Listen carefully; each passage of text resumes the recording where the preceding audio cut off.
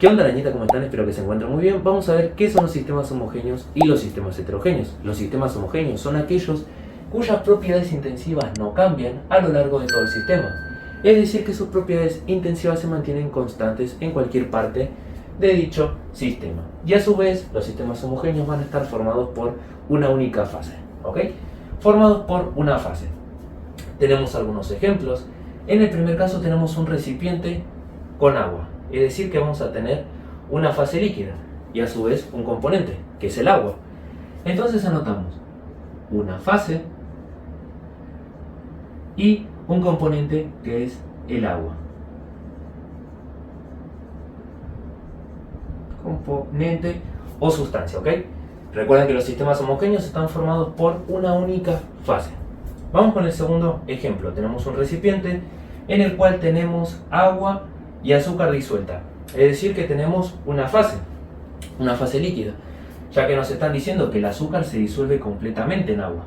Por ende, anotamos nuevamente una fase. ¿Cuántos componentes tenemos? 2, agua y azúcar. ¿Ok? Entonces anotamos 2 componentes.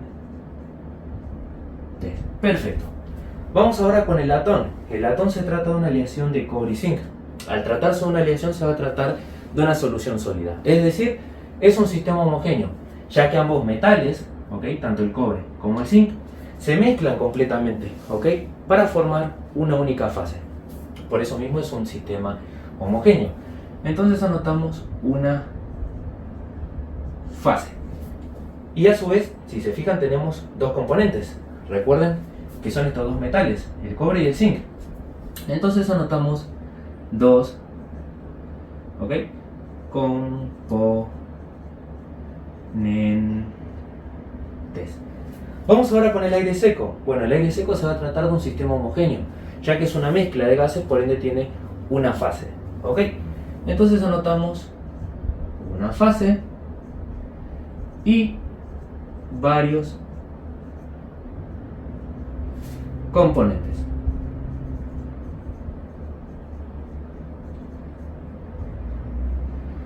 Por otro lado tenemos los sistemas heterogéneos, que son aquellos cuyos valores de las propiedades intensivas varían según la porción del sistema considerado.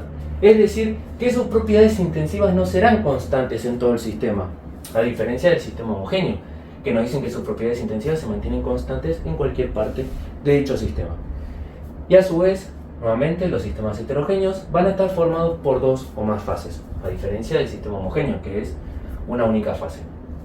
Tenemos algunos ejemplos.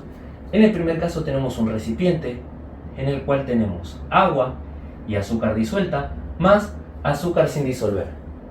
Tenemos dos fases. Por un lado, la fase líquida, que va a ser la del agua y el azúcar disuelta, y por otro lado tenemos la fase sólida, que es el azúcar sin disolver que quedó en el fondo del recipiente. Entonces anotamos 2 fases, ¿ok? ¿Y cuántos componentes tenemos? Tenemos 2 también. Agua y azúcar. Ya que nos están diciendo que tenemos agua y azúcar disuelta, es decir, que el azúcar se disolvió en agua y parte de ese azúcar quedó sin disolver en el fondo de nuestro recipiente. O sea, es agua y azúcar, son 2 componentes. Entonces anotamos 2 componentes. Recuerden que los sistemas heterogéneos están formados por 2 o más fases, ¿ok? Tenemos 2 fases y en este caso 2 componentes. Vamos con el segundo ejemplo. Tenemos un recipiente con agua y un cubo de hielo. Es decir, que tenemos 2 fases. Por un lado la fase líquida y por el otro la fase sólida del cubo de hielo. ¿Ok? Entonces anotamos 2 fases. Nuevamente, como comenté, recuerden la fase líquida del agua y la fase sólida del cubo de hielo. ¿Cuántos componentes tenemos? Tenemos 1. El cubo de hielo es agua y el agua es agua, un componente. Entonces anotamos un componente. Por otro lado tenemos el queroseno y el agua. El queroseno y el agua no se mezclan, ¿ok? Por ende vamos a tener 2 fases líquidas, ¿ok? La fase líquida del agua y la del queroseno. Entonces anotamos nuevamente dos fases y dos componentes, el queroseno y el agua. Dos componentes. Vamos con el último ejemplo. Tenemos un recipiente donde hay agua y etanol, también conocido como alcohol etílico, más cobre sólido. Es decir que tenemos dos fases.